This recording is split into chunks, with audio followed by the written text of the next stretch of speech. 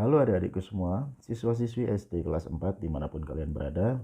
Salam jumpa dengan Bas di sini dalam pembahasan soal UAS atau PAS Matematika SD kelas 4 tahun lalu.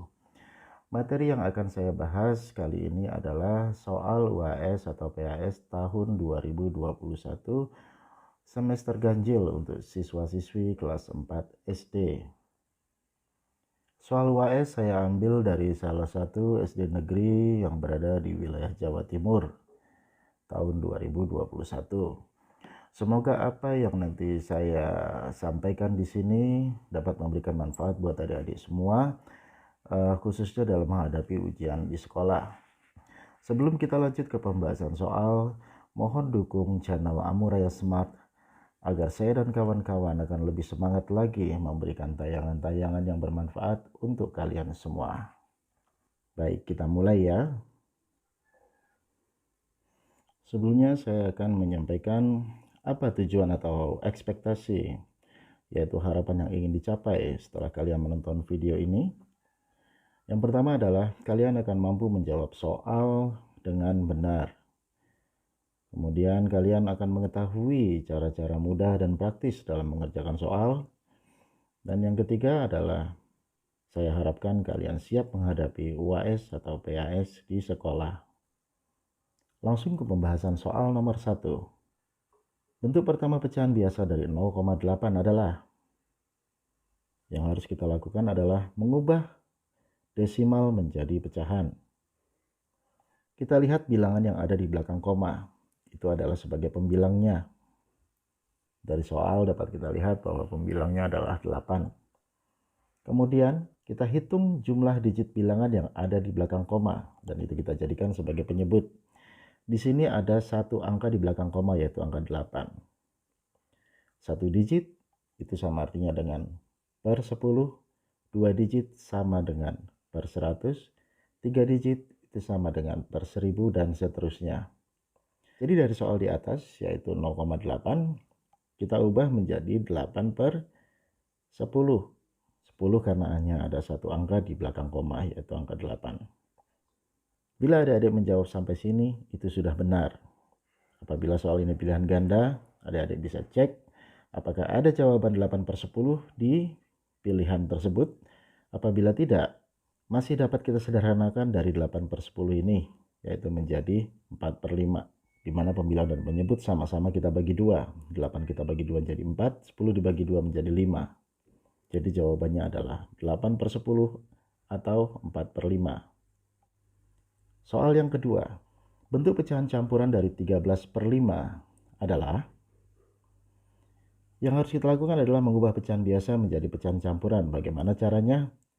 Yaitu dengan melakukan pembagian, di mana pembilang akan kita bagi dengan penyebut dengan menggunakan metode Porogapit. 13 adalah bilangan yang akan kita bagi, sedangkan pembaginya adalah 5. Mari kita lakukan. Apakah 1 bisa dibagi dengan 5? Tidak bisa, karena 1 jelas lebih kecil dari 5. Jadi langsung 13 kita bagi dengan 5. Hasilnya adalah 2. 2 dikali 5 itu sama dengan 10. 13 dikurang 10, sisa 3. 3 bisa dibagi 5? Sudah tidak bisa.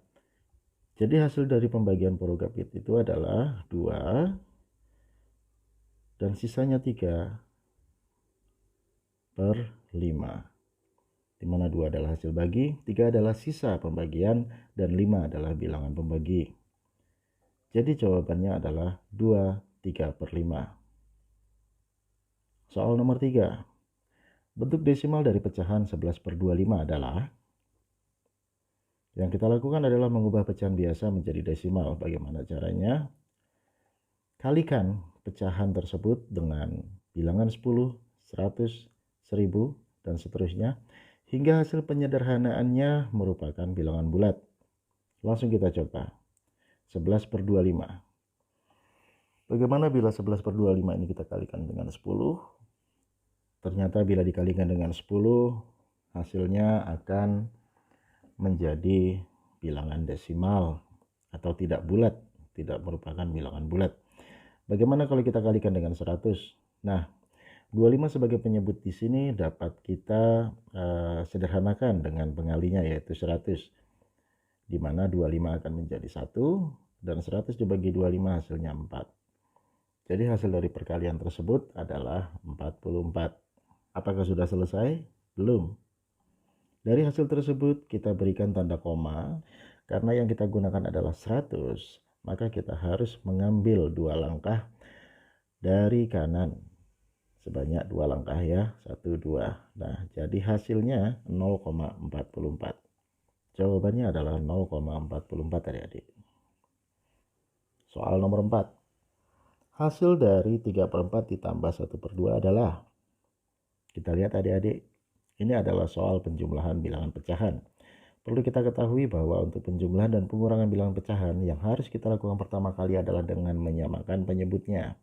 Bagaimana caranya? Untuk menyamakan penyebut kita dapat mencari KPK. Atau lebih mudahnya, kita bisa mencari bilangan yang habis apabila dibagi kedua penyebut itu. Bila dengan KPK 4 itu, maka faktor-faktornya adalah 2 dikali 2. Ya, 2 dikali 2 berarti 2 pangkat 2. Nah, ini bilangannya sama, 2 pangkat 2 dengan 2 pangkat 1. Untuk pecahan yang satu lagi, 2 pangkat 2 dan 2 pangkat 1. Yang kita ambil untuk KPK, ingat, KPK adalah apabila ada faktor yang sama, yang kita gunakan atau yang kita ambil adalah faktor dengan pangkat terbesar. 3/4 ditambah 2/4. Apabila adik-adik perhatikan bahwa setengah dan 2/4 ini nilainya sama, ya, senilai. Nah, bentuk penjumlahan bilangan pecahan tersebut menjadi demikian. Kemudian yang kita lakukan adalah menjumlahkan pembilang-pembilangnya. 3/4 ditambah 2/4, kita jumlahkan 3 ditambah 2 sama dengan 5, dan penyebutnya 4. Ini adalah pecahan biasa yang terdiri dari pembilang dan penyebut. Apakah masih bisa disederhanakan? Masih, karena pembilang masih lebih besar daripada penyebutnya. Jadi dapat kita sederhanakan 5/4 ini menjadi 1, sisanya 1/4. Ya, jadi jawabannya bisa 5/4 atau 1/4. Adik-adik dapat melihat di pilihan ganda, apakah di antara kedua jawaban ini ada di pilihan tersebut. Baiklah, kita lanjut soal nomor 5.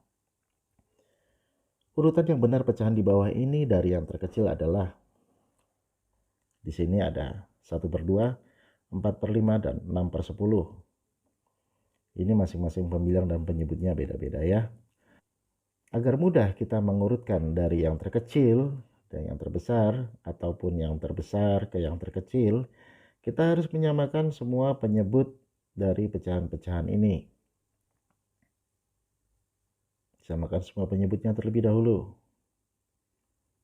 1/2, 4/5, 6/10. Dari penyebut 2, 5, dan 10, dapat kita pilih penyebutnya adalah 10, sehingga 1/2 kita dapat ubah menjadi 10/20. 10/20 ini senilai dengan 1/2. Kemudian 4/5 menjadi 16/20. Dan 6/10 menjadi 12/20. Ketiga pecahan yang sudah kita samakan penyebutnya ini nilainya masing-masing sama dengan pecahan-pecahan di sebelah kiri panah merah sebelum disamakan penyebutnya. Nilainya sama adik-adik. Nah, apabila penyebutnya sudah sama, kita dapat menentukan pembilang yang paling kecil itu adalah nilai yang terkecil, sedangkan pembilang yang paling besar itu adalah nilai yang terbesar. Jadi dari soal tersebut dapat kita jawab, di sini 10/20 yang memiliki nilai paling kecil, kemudian 12/20, dan yang terbesar adalah 16/20. Jadi jawaban dari soal tersebut adalah 1/2, 6/10, 4/5. Ini sudah merupakan urutan dari bilangan pecahan bila diurutkan dari yang terkecil ke yang terbesar. Kita lanjut ke soal berikutnya, yaitu soal nomor 6. Taksiran dari hasil 4053 ditambah 6576 adalah. Baik adik-adik, apabila sebelumnya kita perhatikan soal dari nomor 1 hingga nomor 5, itu materi yang ditanyakan atau materi yang kita bahas dari soal UAS ini itu berkaitan dengan bilangan pecahan. Nah, di soal nomor 6 ini yang kita bahas atau yang diberikan soal di UAS itu mengenai materi tentang penaksiran, termasuk pembulatan di dalamnya. Ayo kita kerjakan soal ini. Bagaimana cara menyelesaikannya? Jumlahkan dulu kedua bilangan tersebut secara menurun. 4053 ditambah 6576 hasilnya adalah 10.629. Adik-adik sudah cepat ya untuk menjumlahkan dalam bentuk penjumlahan menurun seperti ini ya. Jadi tidak usah kita bahas terlalu jauh. Apabila sudah didapatkan hasilnya yaitu 10.629, langkah selanjutnya yang kita lakukan adalah untuk ketentuan pembulatan. Apabila bilangan atau angka berada di antara 0 dan 5, yaitu lebih besar dari 0 dan kurang dari 5, ketentuannya adalah bilangan tersebut akan dibulatkan ke bawah. Namun, apabila bilangan tersebut ada di antara 5 dan 10, lebih besar dari atau sama dengan 5, tetapi kurang dari 10, ini ketentuannya akan dibulatkan ke atas. Tergantung permintaan soal, kadang soal meminta untuk dibulatkan ke puluhan terdekat, ke ratusan terdekat, atau ke ribuan yang terdekat. Ini semua tergantung permintaan soal. Jadi adik-adik harus jeli membaca soal di sini. Nah, dari bilangan 10.629, apabila kita lakukan pembulatan ke puluhan terdekat, itu angkanya akan menjadi 10.630. Mengapa? Karena satuannya ya 9 itu lebih besar dari 5. Jadi kita bulatkan ke atas, 9 itu menjadi 10 dan 629 akan dibulatkan menjadi 630. Ini adalah pembulatan ke puluhan terdekat ya. Apabila soal meminta pembulatan ke ratusan terdekat, maka hasilnya menjadi 10.600. Mengapa demikian? Karena puluhan di digit paling akhir yaitu 29 itu kurang dari 50. Seperti itu ya adik-adik. Bagaimana bila dilakukan pembulatan ke ribuan terdekat? Maka bilangan 10.629 itu akan dibulatkan menjadi 11.000. Mengapa demikian? Karena 629 itu lebih besar dari 500 sehingga dia akan dibulatkan ke atas menjadi 11.000. Jadi apabila bilangan yang akan kita bulatkan itu misalnya ke puluhan terdekat, kita lihat apakah satuannya itu sama dengan 5 atau lebih besar dari 5, itu akan dibulatkan ke atas. Namun apabila kurang dari 5, dia akan dibulatkan ke bawah, ke puluhan terdekat yang di bawahnya. Kalau untuk pembulatan ke ratusan terdekat yang akan kita lihat adalah 2 digit terakhir yaitu puluhannya. Apabila puluhan tersebut lebih atau sama dengan dari 50, dia akan dibulatkan ke ratusan di atasnya. Apabila kurang dari 50 ya, dia akan dibulatkan ke ratusan di bawahnya. Demikian pula untuk pembulatan ke ribuan terdekat, kita lihat 3 digit terakhir angka ratusannya.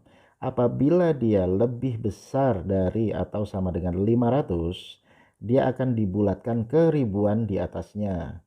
Namun apabila kurang dari 500, dia akan dibulatkan ke ribuan di bawahnya. Saya yakin adik-adik sudah paham apa yang saya maksud di sini. Jadi jawaban dari soal tersebut adalah bisa 3, tergantung permintaan soal, yaitu 10.630 apabila dibulatkan ke puluhan terdekat, dan menjadi 10.600 apabila dibulatkan ke ratusan terdekat, atau menjadi 11.000 apabila dibulatkan ke ribuan yang terdekat. Adik-adik silakan lihat ketiga jawaban ini apakah ada di salah satu pilihan ganda tersebut ya. Karena di soal tidak dijelaskan secara spesifik, yang diminta soal itu dibulatkan ke puluhan, ratusan atau ribuan terdekat ya. Jadi lihat dari ketiga jawaban ini yang ada di salah satu pilihan ganda tersebut, adik bisa beri tanda silang di situ. Kita lanjut ke soal berikutnya, soal nomor 7. Taksiran dari hasil 14 kali 14 adalah, Mari kita lakukan dulu perkalian bersusun. Cara penyelesaiannya yaitu 14 dikali 14 hasilnya 14 dikali 4 56, 14 dikali 1 14. Jadi hasilnya adalah 196. Nah, seperti tadi. Ini bilangannya ratusan ya, 196. Seperti tadi apabila bilangan satuannya itu ada di antara 0 dan 5, maksudnya kurang dari 5 dan lebih besar daripada 0, maka dia akan dibulatkan ke bawah. Namun apabila dia sama dengan 5 atau lebih besar daripada 5 tetapi kurang dari 10, maka akan dibulatkan ke puluhan di atasnya. Ya.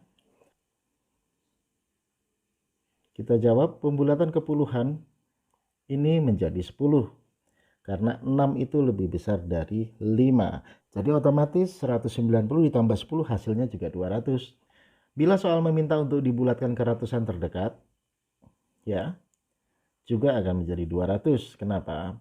Karena 96 itu lebih besar dari 50. Jadi jawabannya adalah 200. Nah, soal nomor 8 kita masuk ke KPK atau kelipatan persekutuan terkecil. Biasanya bahasan materi ini menjadi satu dengan FPB atau faktor persekutuan terbesar. Baik, kita lihat soalnya. Kelipatan persekutuan dari 8 dan 12 adalah kita akan memfaktorkan kedua bilangan tersebut dengan menggunakan metode pohon faktor. Sebetulnya ada 3 cara untuk melakukan pemfaktoran ya. Yang pertama adalah dengan pohon faktor, yang kedua dengan metode tabel, yang ketiga dengan metode uraian. 8 kita faktorkan atau kita bagi dengan 2, hasilnya 4. Kita bagi dengan 2, hasilnya 2. Jadi faktor untuk 8 adalah 2 kali 2 kali 2. Dapat juga dikatakan dengan 2 pangkat 3. Selanjutnya kita faktorkan bilangan 12. Di mana 12 apabila kita bagi 2 hasilnya 6. 6 masih dapat kita bagi 2, hasilnya 3. Jadi faktor dari 12 adalah 2 kali 2 dikali 3 atau 2 pangkat 2 dikali 3. Nah, bagaimana untuk menentukan KPK-nya? KPK itu adalah mengalihkan semua faktor. Apabila ada faktor yang sama atau yang kembar, yang kita ambil atau yang kita gunakan adalah faktor dengan pangkat terbesar. Nah, kita lihat di sini dari faktor 8 tadi yaitu 2 pangkat 3, sedangkan faktor dari 12 yaitu 2 pangkat 2 dikali 3. Nah, di sini ada bilangan yang sama atau kembar, yaitu faktor atau bilangan 2. Ada 2 pangkat 3 dan 2 pangkat 2. Kita lihat bahwa KPK apabila ada bilangan kembar kita hanya menggunakan faktor yang memiliki pangkat yang paling besar. Jadi hasilnya 2 pangkat 3 dikali 3 yaitu 2 kali 2 kali 2 kali 3 hasilnya 24. Jadi jawabannya adalah 24. Lanjut soal berikutnya. Faktorisasi prima dari 24 adalah, bagaimana cara penyelesaian? Sama, kita faktorkan dengan metode pohon faktor. 24 kita bagi 2 hasilnya 12. Kita bagi 2 hasilnya 6. Masih dapat dibagi dengan 2, hasilnya 3. Nah, apa yang dimaksud dengan faktorisasi prima? Faktorisasi prima adalah bentuk perkalian faktor-faktor suatu bilangan. Jadi dari hasil pemfaktoran tersebut didapat bahwa faktor dari 24 adalah 2 kali 2 kali 2 kali 3 atau 2 pangkat 3 dikali 3. Jadi faktorisasi primanya adalah 2 pangkat 3 dikali 3. Kita lanjut soal nomor 10. Faktor prima dari bilangan 30 adalah, kita selesaikan dengan metode uraian ya kali ini adik-adik, supaya adik-adik juga tahu bagaimana menyelesaikan soal untuk pemfaktoran dengan berbagai metode. Mari kita lakukan dengan metode uraian. Caranya, kita cari faktor dari 30 mulai dari 1 ya hingga bilangan itu sendiri. Faktor di sini bilangan yang dapat membagi habis suatu bilangan. Mari kita lihat, apakah 30 bisa dibagi 1? Bisa. Bisa dibagi habis dan tidak bersisa. Apakah 30 bisa dibagi 2? Jawabnya bisa dan tidak ada sisanya. Apakah 30 bisa dibagi 3? Bisa, dan seterusnya kita lihat bahwa 30 dapat dibagi dengan 5, dapat dibagi dengan 6, dapat dibagi dengan 10, dapat dibagi dengan 15 dan 30. Yang dimaksud di sini adalah dapat dibagi habis ya, Adik-adik, jadi tidak bersisa.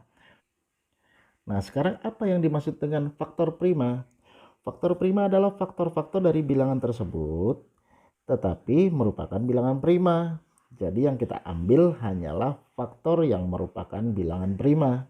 Nah, dari hasil pemfaktoran 30 tadi, disitu kan ada 1, 2, 3, 5, 6, 10, 15, 30. Yang mana bilangan prima? Ya, kita pilih. Bilangan prima itu dimulai dari 2 ya. Apakah 1 termasuk bilangan prima? Tidak. Kenapa? Karena 1 itu hanya mempunyai satu faktor, yaitu bilangan itu sendiri. 1 kali 1 ya kan? Dia tidak ada 2 faktor. Nah, bagaimana dengan 2? Dia mempunyai 2 faktor. 2 dapat dibagi dengan 1, 2 dapat dibagi dengan 2. 3 dapat dibagi 1, 3 dapat dibagi 3. Dan tidak ada lagi bilangan lainnya yang dapat membagi habis bilangan 3 tersebut. Jadi di sini yang termasuk bilangan prima adalah 2, 3, 5. Ya, 6 termasuk? Tidak. 6 dapat dibagi dengan 1, 6 dapat dibagi dengan 6, dan 6 dapat dibagi dengan 2, 6 dapat dibagi dengan 3. Jadi dia lebih dari 2 faktor yang bisa membagi bilangan tersebut. Itu bukan bilangan prima. Ya. Dari hasil pemfaktoran bilangan 30 tadi yang merupakan bilangan prima, jadi dapat kita ambil di sini adalah 2, 3, dan 5 saja. Jawabannya 2, 3, dan 5. Silakan adik cari di pilihan ganda. Terima kasih adik-adik. Baru saja kita mengupas tuntas atau membahas soal UAS atau PAS Matematika untuk siswa-siswi kelas 4 SD semester 1 tahun lalu atau UAS tahun 2021. Jangan lupa lanjutkan ke bagian 2, yaitu video untuk pembahasan soal nomor 11 hingga nomor 20, masih pilihan ganda. Oke adik-adik, salam dari saya, Bas di sini. Tetap semangat belajar karena matematika itu mudah.